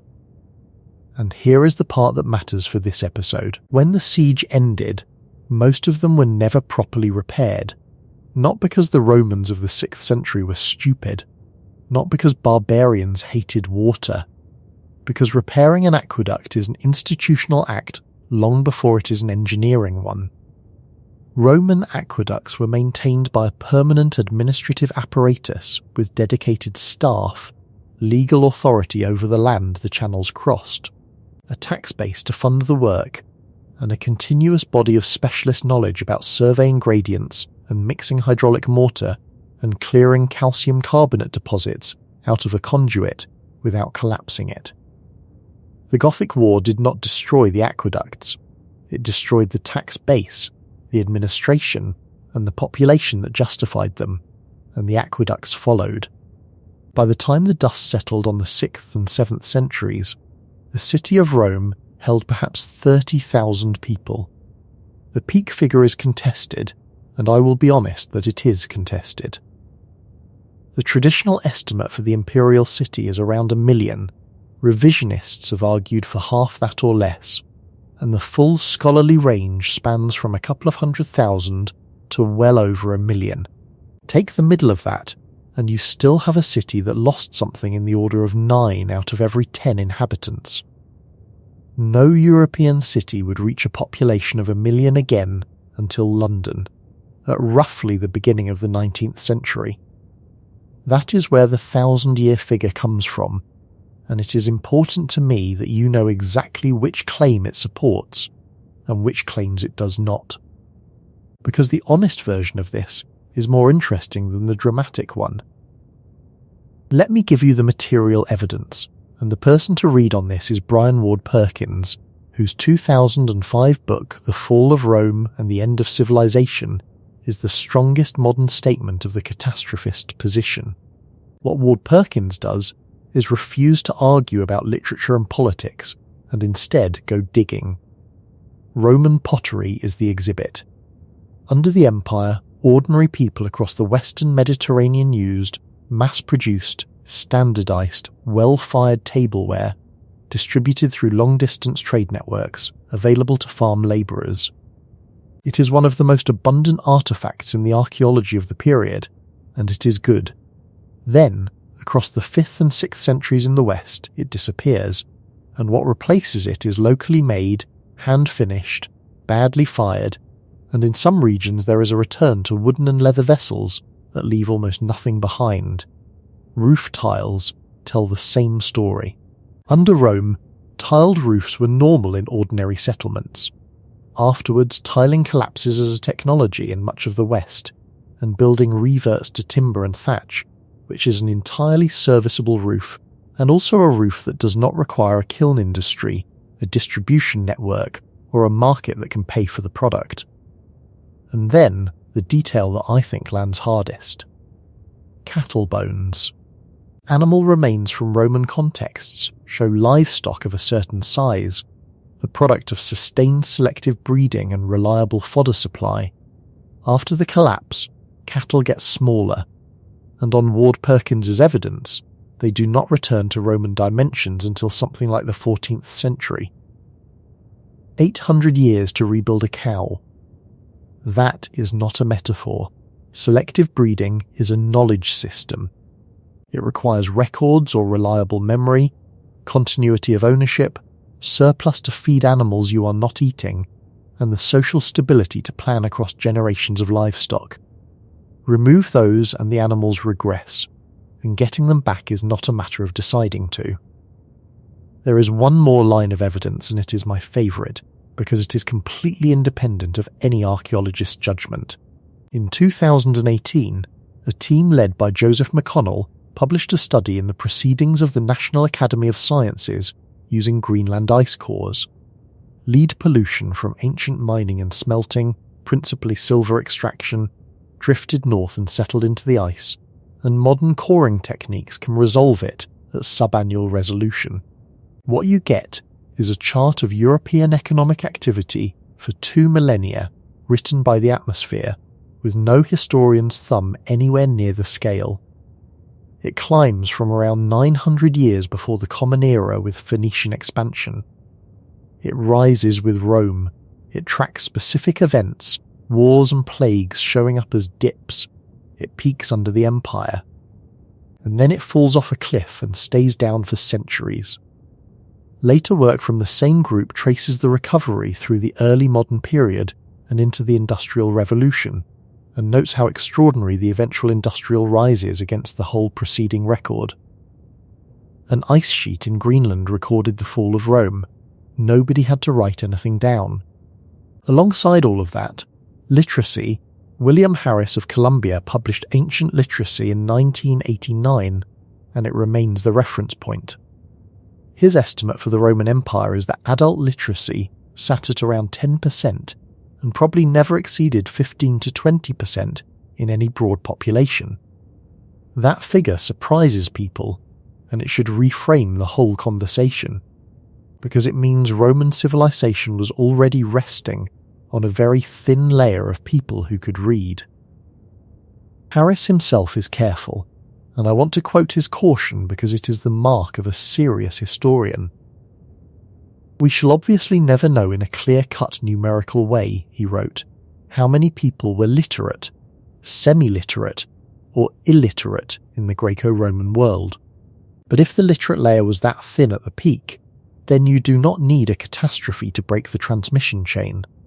You need a few bad generations in the specific institutions that produce readers." Now let me get to the concrete, because it is the piece of this that has been most thoroughly mangled in popular culture, and correcting it properly makes the real story better rather than worse. You have heard that Roman concrete was better than ours, that we lost the recipe, that modern engineers cannot reproduce it. That is not right, and the way it is not right is specific. Modern Portland cement concrete is substantially stronger than Roman concrete in compression. If you want to hold up a 40-story building, you want the modern material, and it is not close. The Romans could not have built anything resembling a contemporary skyscraper with what they had. What Roman concrete does better is survive, particularly in seawater, where modern concrete degrades badly. There are Roman harbour structures that have been sitting in the Mediterranean for 2,000 years and are in better condition than reinforced concrete piers built in the 1960s. For a long time the explanation was the volcanic ash, the pozzolana from the Bay of Naples, and that is genuinely part of it. In 2013, Marie Jackson, then working on Roman marine concrete and now at the University of Utah, published work in the journal American Mineralogist showing that a rare mineral called aluminous tobermorite was growing inside these structures. Seawater percolating through the concrete was reacting with the volcanic material and crystallizing new mineral phases. The material was using the sea to make itself stronger rather than holding the sea off. Then in 2023, a team at the Massachusetts Institute of Technology, including Admir Mazik and Linda Seymour, published a paper in Science Advances that explained something that had been staring at everybody for 2 centuries. Roman concrete is full of small white lumps, millimetre-scale inclusions of lime. Every previous generation of investigators had looked at those and concluded they were evidence of sloppy work. Bad mixing, poor quality control by ancient labourers. Mazik's team argued the opposite. Those lumps are the product of a technique called hot mixing, where quicklime is combined directly with the aggregate and water so that the mixture reaches high temperature during preparation. And the lumps are not defects, they are a repair system. When a crack forms in the concrete and water gets in, the water finds a limeclast, dissolves it, and the resulting solution recrystallizes as calcium carbonate inside the crack. The concrete seals itself. They tested it. They cast samples using the Roman method and samples using a modern method, cracked both, and ran water through them. Within 30 days the Roman-style samples had sealed completely. The control samples had not sealed at all. So we did lose something, but what we lost was never a recipe that had been written down and then misplaced. What went was a body of craft practice held by builders that nobody in the ancient world ever considered worth explaining in detail because it was simply how you made concrete. Vitruvius describes Roman building at length and does not give you a process you can execute. And 2,000 years later, the way it was recovered was by a material scientist looking at what everyone had dismissed as a mistake and asking whether the mistake was deliberate. The knowledge was not in the text. 2 millennia of scholars had the texts. The knowledge was in the lumps. Now, I have been making a case, and I have been making it fairly hard, and I would be doing you a disservice if I did not stop here and tell you that a very large number of serious historians think the framing I have just given you is substantially wrong. The counterposition is usually called the late antiquity school, or the transformation thesis, and it has been the dominant view in many university departments for 50 years. It starts with Peter Brown, whose 1971 book The World of Late Antiquity did more than any other work to kill the phrase Dark Ages as a description of the period. Brown's argument is that if you stop measuring the period against Rome and instead look at what it actually produced, you find not decline, but reorganization.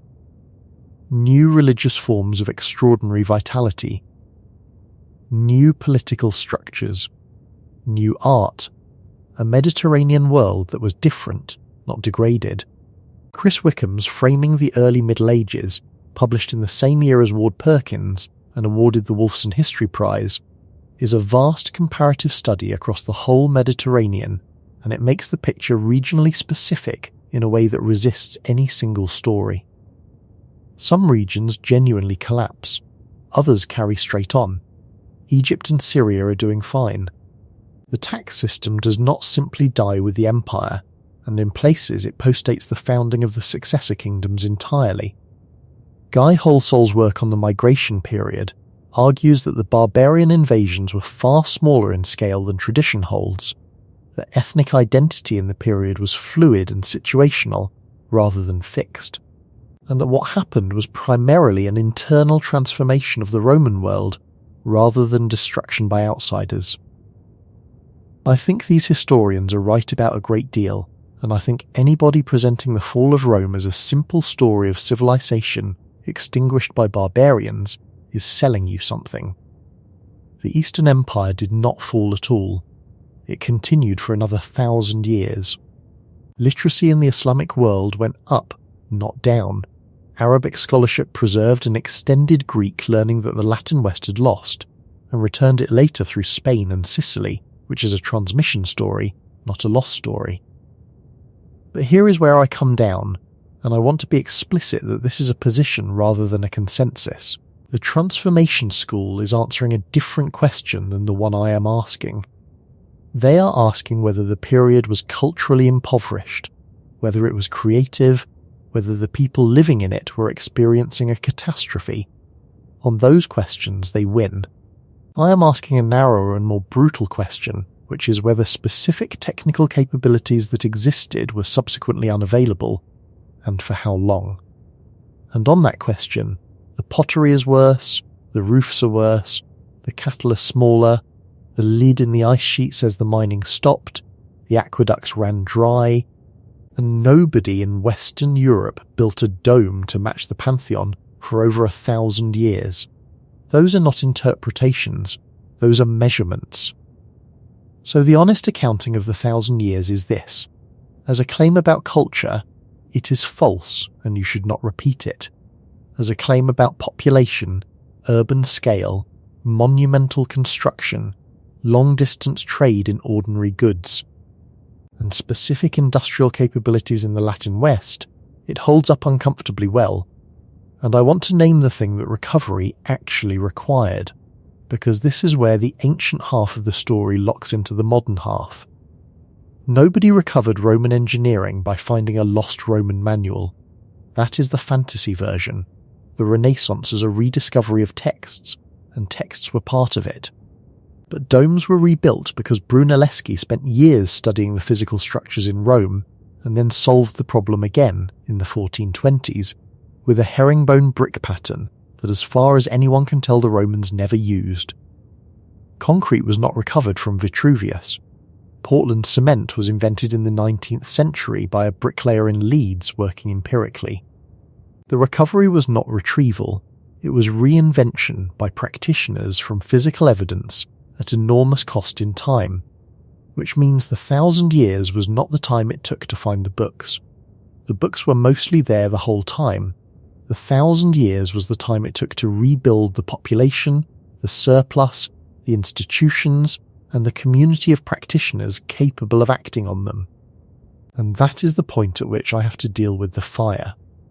Everybody knows about the Library of Alexandria, the greatest collection of knowledge in the ancient world, hundreds of thousands of scrolls, the accumulated learning of the Mediterranean, and then it burned, and humanity lost centuries.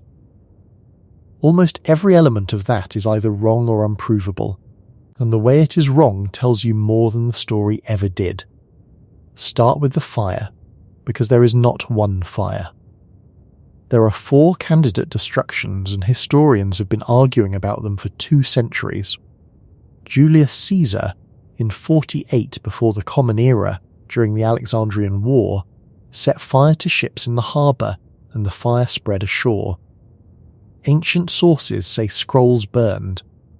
What is much less clear is whether the library itself burned, or whether what went up was a dockside warehouse holding scrolls awaiting processing. Caesar's own account is conveniently silent.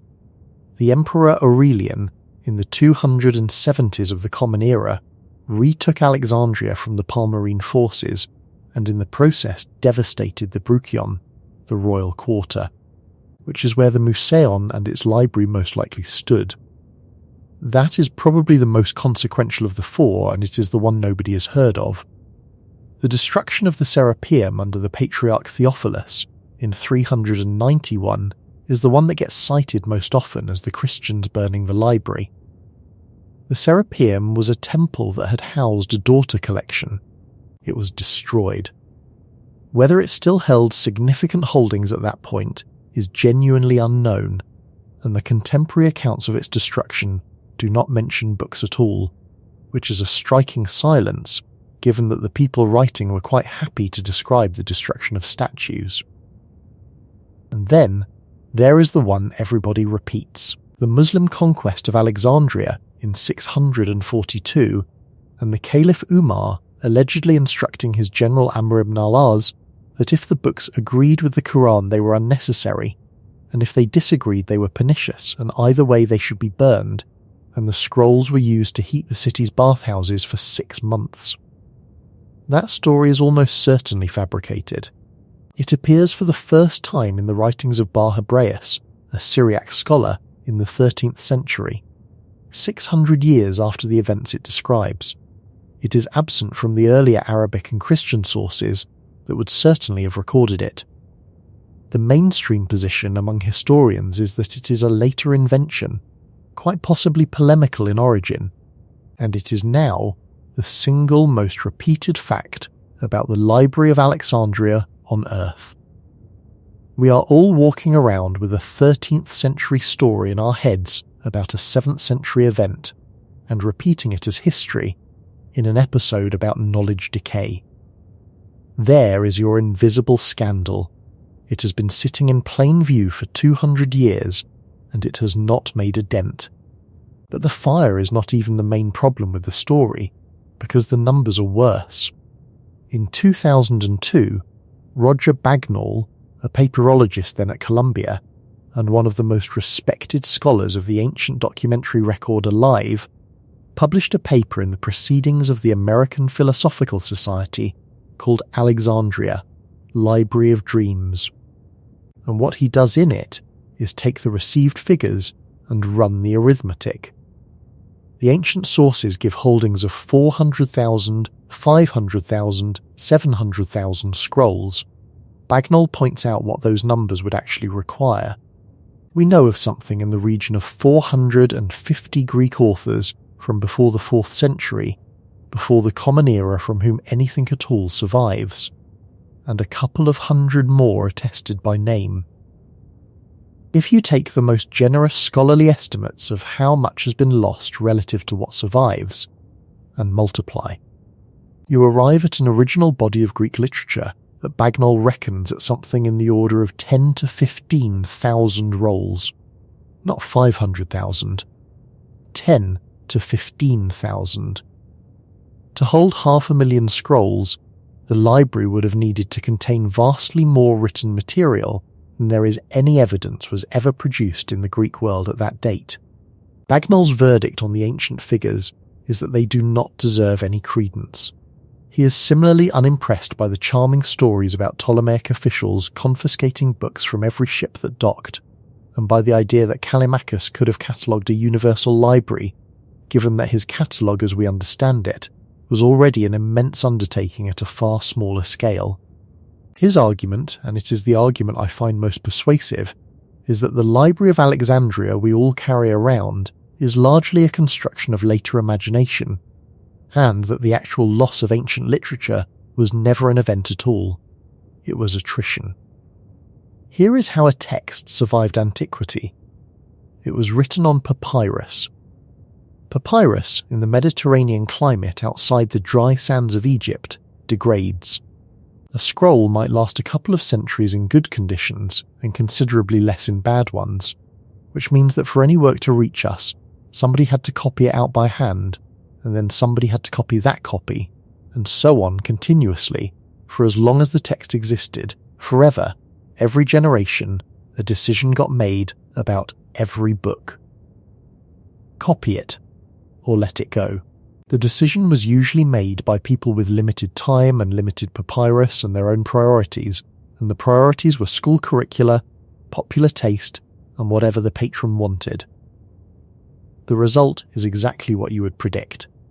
We have a great deal of what was taught to schoolboys, and very little of what was specialised or difficult. Sophocles wrote something over 120 plays. 7 survive complete. Aeschylus is comparable. 7 from a body of perhaps 80 or 90. Consider what that means. These are not obscure figures. Sophocles was the most celebrated dramatist of the ancient world during his own lifetime, and roughly 94% of his output is gone. Not burned. Not banned. Nobody made a decision to destroy Sophocles. 100 generations of individually reasonable people each decided that this particular week they had other things to copy. Then came the transition from the scroll to the codex, the bound book, between roughly the 3rd and 5th centuries of the Common Era.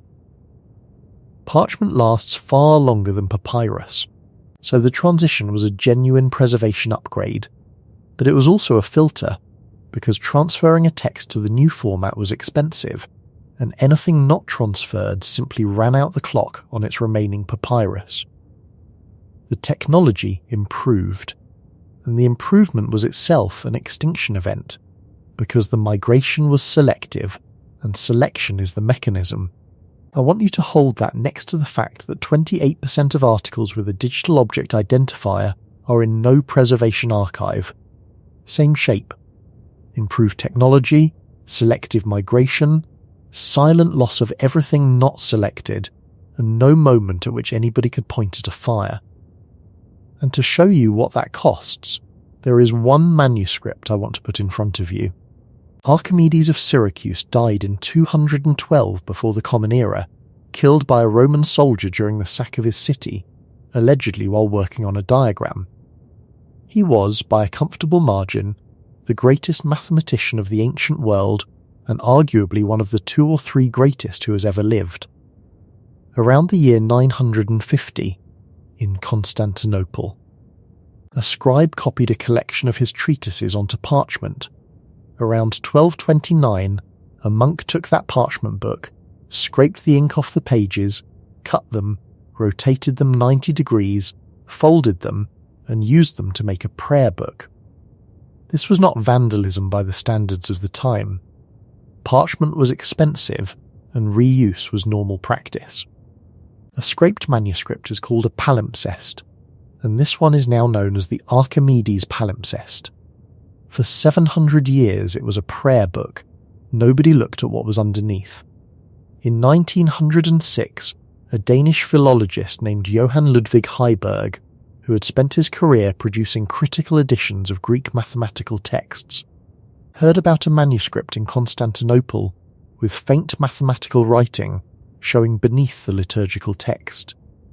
He travelled there, examined it with a magnifying glass, photographed what he could, and realised what he was holding. Underneath the prayers was a work of Archimedes that no modern person had ever read. It is called The Method of Mechanical Theorems, and it is the only surviving copy in existence. What the method contains is Archimedes explaining how he actually made his discoveries, not the formal proofs which he published, but the reasoning that got him to them, which he considered informal enough to be slightly embarrassing. And the reasoning involves slicing solids into infinitely many, infinitely thin sections, weighing them against each other on an imaginary balance, and summing them. He is using indivisibles. He is reasoning with actual infinities in a way that no mathematician would do again with any confidence until the 17th century. He is, by any reasonable reading, working the foundations of integral calculus in the 3rd century before the Common Era, roughly 1900 years before Newton and Leibniz. Then the manuscript disappeared again. It vanished during the upheavals of the early 20th century, resurfaced in a French collection, deteriorated badly, acquired forged illuminations painted over some of the pages, by somebody trying to raise its value and was finally sold at Christie's in New York on the 29th of October 1998 for $2 million to an anonymous buyer, who immediately deposited it at the Walters Art Museum in Baltimore for conservation and imaging. A decade of work followed. Multispectral imaging. X-ray fluorescence at the Stanford Synchrotron Radiation Laboratory, which could detect the iron in the original ink through the overpainting and the mould. They got more of it back. Not all of it. Some pages are gone permanently. Now I want to state the thing about that story that I think everybody misses. The method was never destroyed by a fire, a war, an invasion or a censor. It was destroyed by a monk who needed paper and had no way of knowing what he was holding, in a world where nobody around him could read it either. The mathematics on that parchment was so far ahead of the mathematical community that received it that the community could not recognize its own inheritance. To that monk, it was blank stock. Knowledge does not need enemies. It needs only to arrive in a generation that cannot read it. And that is the last failed answer, and I think it is the one that closes the circle. The fire did not do it. Neither did the medium, and neither did the volume. Every one of those explanations lets us off, because every one of them describes an accident. What actually happens is that a chain of transmission requires a living community with the capacity, the surplus, and the motive to carry a thing forward, and when any link in that chain fails, the artifact survives and becomes inert. A scroll nobody copies, a palimpsest nobody reads, a drawing nobody can execute, a file nobody can run, a paper nobody can replicate. The artifact is not the knowledge. The artifact is the shadow the knowledge casts, and shadows persist for a while after the thing that made them has gone. Therefore, we build vaults. That is the modern response to all of this, and it is sincere. And some of it is beautiful.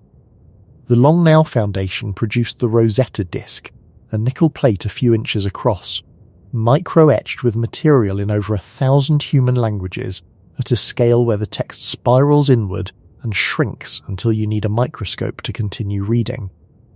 It is designed to be legible for thousands of years and to teach a future reader how to read it by the arrangement of its own contents.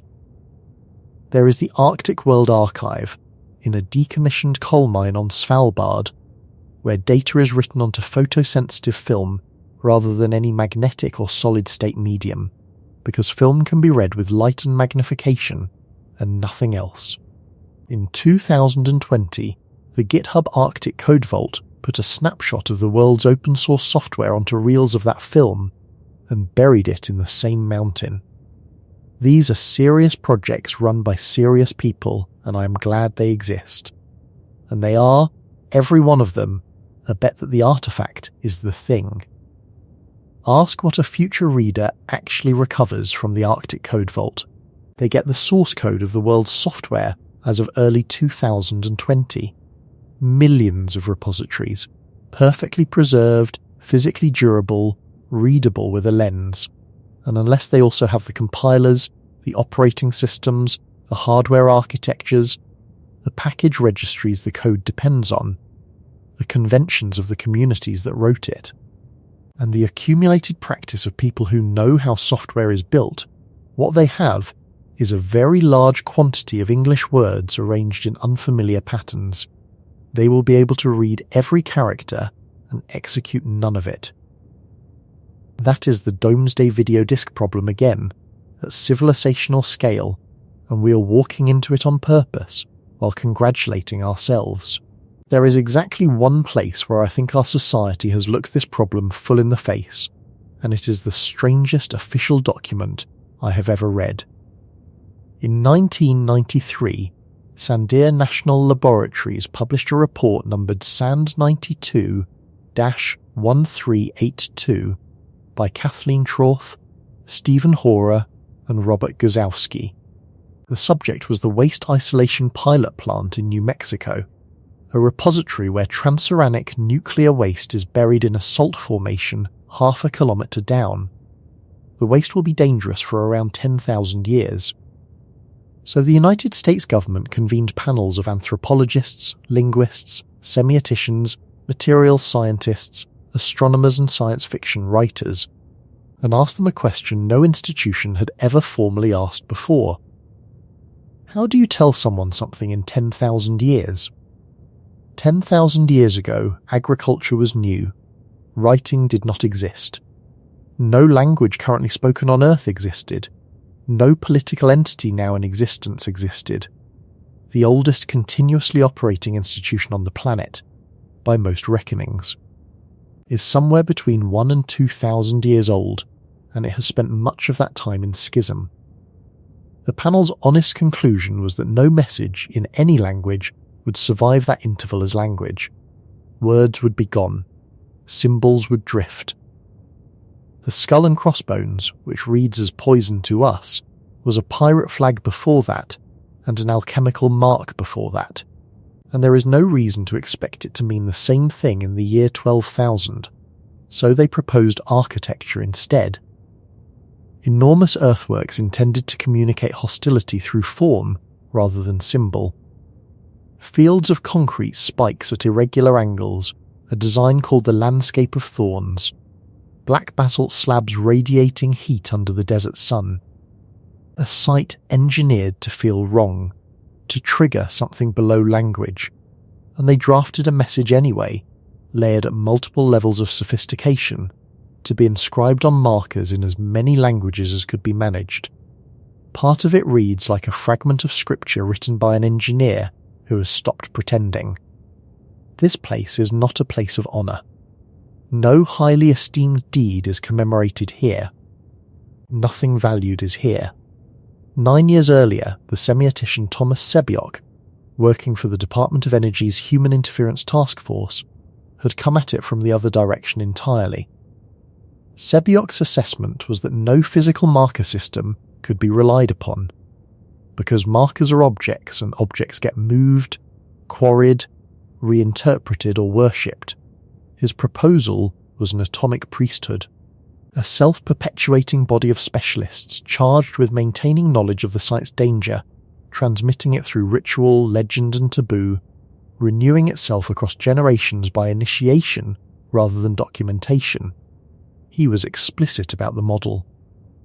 The Catholic Church has transmitted a coherent body of doctrine for roughly 2,000 years, which is the longest information transmission any human institution has demonstrably achieved, and it did it through living practitioners rather than through storage.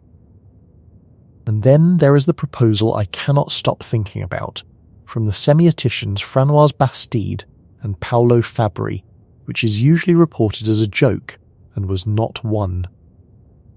Breed cats that change colour in the presence of radiation, then build a culture around them.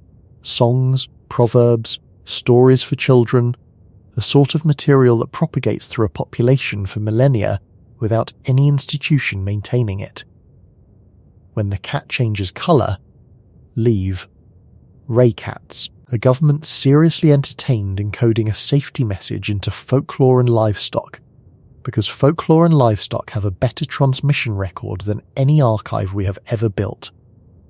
Every one of those proposals is an admission. All of them concede the same point, which is that storage does not transmit, and that the only mechanisms with a demonstrated 10,000-year track record are biological and cultural rather than technological. We know this. We have known it since 1984. It is in a government report. And we have organised essentially none of our knowledge infrastructure around it. In February of 2015, at the annual meeting of the American Association for the Advancement of Science in San Jose, Vint Cerf said it out loud. Cerf is one of the two people usually credited with inventing the internet protocols the entire network runs on, and he was at the time a vice president at Google. He is about as far from a fringe voice as it is possible to be. He warned of a digital dark age. He used the phrase bit rot, and the specific sentence that got quoted around the world was that we are nonchalantly throwing all of our data into what could become an information black hole without realizing it. His proposal was something he called digital vellum, the argument being that preserving a file is useless, and that what has to be preserved is an X-ray snapshot of the file, plus the application that reads it, plus the operating system that runs the application, plus a description of the machine the operating system expects, all of it packaged together so that a future system can emulate the whole stack. In other words, if you cannot preserve the practitioner, preserve a machine that simulates one. He also offered a piece of practical advice that I find almost unbearably poignant, coming from the man who built the internet. If you have photographs you actually care about, print them. Now, I promised earlier that I would take the counter-argument seriously, and I want to do it properly, because there is a real case that everything I have just spent 2 hours describing is overstated, and I think an honest version of it deserves better than a dismissive paragraph. The case runs roughly like this. First, preservation infrastructure is genuinely improving, and fast. Locks and clocks, distributed archival systems built out of Stanford, are quietly holding enormous quantities of scholarly material across many independent institutions. Portico does the same commercially. Project Jasper was created specifically to catch open access journals at risk of vanishing. Perma.cc exists because of the Zittrain study and is now used by courts and hundreds of journals. National libraries in most developed countries operate legal deposit programs for digital material. The Internet Archive has captured hundreds of billions of pages. Every problem I have described has people working on it right now. Second, at high value the redundancy is genuinely enormous. Important material is copied so many times in so many jurisdictions that total loss of anything culturally central is nearly inconceivable. The works of Shakespeare are not at risk. The human genome is not at risk. What is at risk is the unglamorous, the specialized, and the context-dependent, which is real, but it is not the collapse of civilizational memory. Third, attrition has always been the norm, and we are vastly better at retention than any previous era. We lost 94% of Sophocles. We are not losing 94% of anything. Judged against any historical baseline, this is the best preserved century in the history of the species, by orders of magnitude, and the anxiety is a function of our expectations having risen rather than our performance having fallen. Fourth, and this is the strongest one, the replication crisis is evidence of a system working. Nobody was measuring reproducibility in 1960. The reason we know psychology has a problem is that psychologists went looking for it, published the result against their own interest, and reformed practice afterwards. Pre-registration, registered reports, open data mandates and replication funding all exist now and did not exist 20 years ago. That is a self-correcting institution behaving exactly as it should. Fifth, recovery works. Domesday came back. The lunar orbiter images came back. The Archimedes Palimpsest came back. Format migration and emulation are mature disciplines with a strong track record, and the pattern across the whole modern era is that things assumed lost are frequently recovered when somebody decides they matter. I think all 5 of those points are correct, and I think they lead somewhere their proponents do not usually follow, because look at what every single one of them is made of. Locks is an institution. Portico is an institution. Perma is a lab at Harvard with staff and funding. The Internet Archive is a non-profit with employees and a legal budget. The replication reforms happened because Brian Nosek built an organization and ran it for 15 years. Domesday came back because 2 universities employed people to do it. The lunar orbiter images came back because Nancy Evans refused an order, and Dennis Wingo found retired engineers who could still run an Ampex drive. Every recovery in this entire episode was performed by living practitioners inside a functioning institution with enough surplus to fund work that generated no immediate return. None of that refutes the argument I have been making. That is the argument I have been making. The optimistic case and the pessimistic case are the same case, read in different directions. Knowledge survives exactly as long as there are institutions with practitioners who can act on it, and not one day longer. The vault is irrelevant. The format is secondary. The medium is a detail. What determines whether a thing is still known in 50 years is whether there is a community whose job it is to keep knowing it, funded well enough to keep doing so during the decades when nobody needs it. And that is a fragile thing to bet a civilization on, because that specific arrangement, the funded institution maintaining a capability nobody currently requires, is the exact category of expenditure that every organization on Earth cuts first. You do not cut it because you are foolish.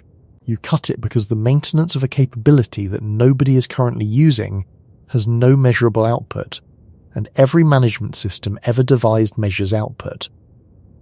Y12 did not decide to forget how to make Fogbank.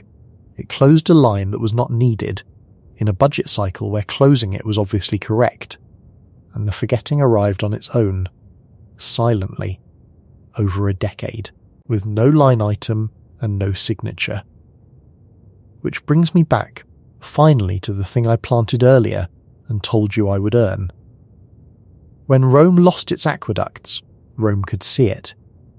A dry aqueduct is 100 kilometers of stone standing in a landscape announcing a failure.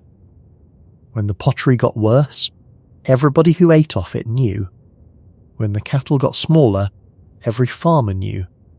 Roman decline was legible to illiterate people continuously in the objects of daily life. Whatever else the 6th century was, it was not confused about what had been lost. We have engineered that signal out. Our capabilities are not visible in our objects. The paper is still published. The identifier still resolves. The blueprint is still in the archive at East Point. The code still compiles. The specification still sits in the file at Oak Ridge, and it is complete, and it is accurate, and it is worthless, and there is no external appearance whatsoever that distinguishes it from a specification that works. The instruments that would tell us are the instruments that are decaying, and they decay by reporting success. A dead link returns an error, and that is the good case, because at least the error is honest. A drifted citation returns a page. An unreplicable paper returns a citation count. A retracted study returns a normal database record. A capability nobody has exercised in 30 years returns a perfectly formatted document. So when you ask how a civilization loses something it never stopped writing down, the answer is that it does not lose anything. That is the trick. Everything is exactly where it was left. The library is full, the archive reports healthy, the backups verify, and somewhere in the middle of all of it, the number of people who can convert any given file into an action falls quietly to 0. And no alarm is attached to that number because nobody has ever built one. Last time, the recovery took roughly 1,000 years, and it took that long because recovery was never a matter of finding the documents. The documents were largely there. It took that long to rebuild the population, the surplus, and the practitioners. We still have the practitioners. Most of the capabilities I have described in this episode are still recoverable, right now, today, because somebody who did the work is still alive and still willing to explain it to a young person in a room. That is the window. It is not open in perpetuity. It closes at the pace of a human career in every field continuously, and it does not announce which door is shutting. There is a man somewhere this week clearing out a desk after 40 years. He is the last person who knows why a particular tolerance on a particular drawing is what it is. Nobody asked him. It is not in the file. It never was. He goes home. The drawing stays. And the archive reports full.